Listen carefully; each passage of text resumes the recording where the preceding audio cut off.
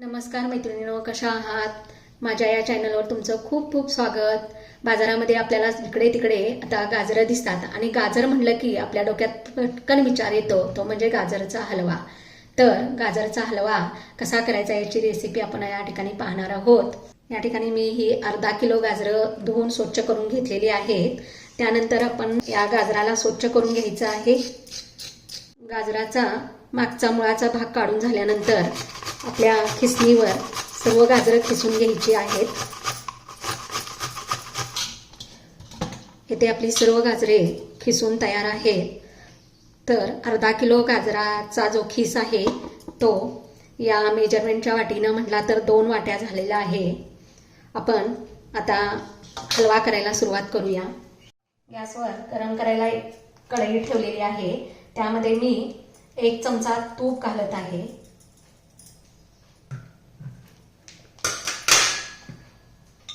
या गरम झालेल्या तुपामध्ये आपण या ठिकाणी काजूचे काप करून घेतलेले आहेत ते घालत आहोत.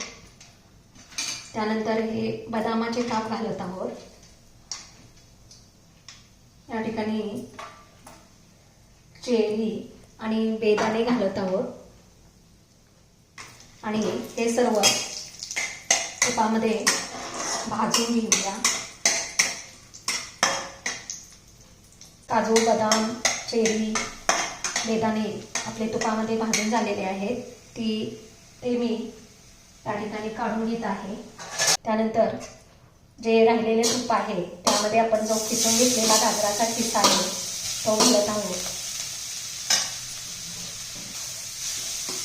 तुपामध्ये हा खिस अगदी 2 मिनिटं चांगला परतून घ्यायचा आहे.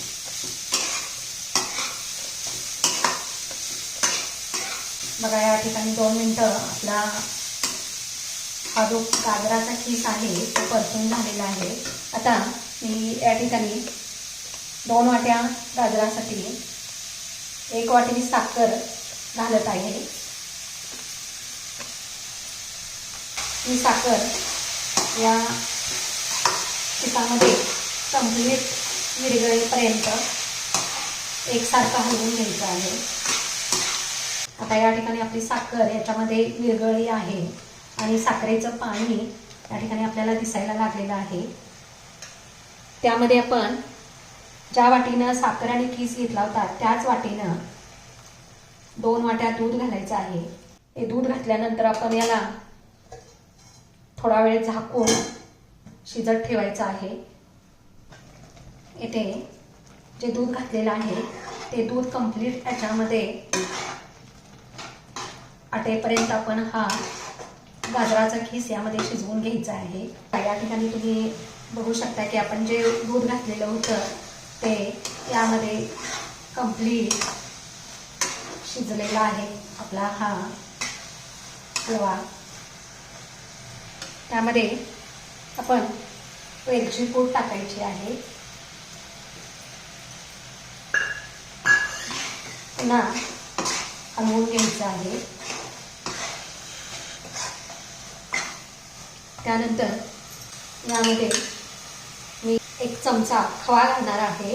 खवा हा ऑप्शनल आहे. तुमच्याकडे असेल तर घालू शकता, नसेल तर दुधावरची जी साय असते ती साय मिक्सरच्या भांड्यात चांगली फेटून ती यामध्ये घातली तरी चालेल.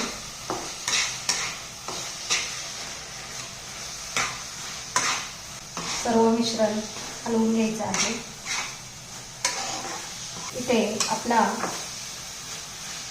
सर्व खवा यामध्ये एकजीव झालेला आहे. नंतर आपण जे ड्रायफ्रूट्स ते तुपामध्ये भाजून घेतले होते ते याच्यामध्ये टाकायचे आहे. इथे आपला गाजरचा हलवा तयार झालेला आहे. हिवाळा स्पेशल गाजरचा हलवा करून तयार आहे. माझा हा व्हिडिओ तुम्हाला आवडला असेल तर लाईक आणि सबस्क्राईब करायला विसरू नका.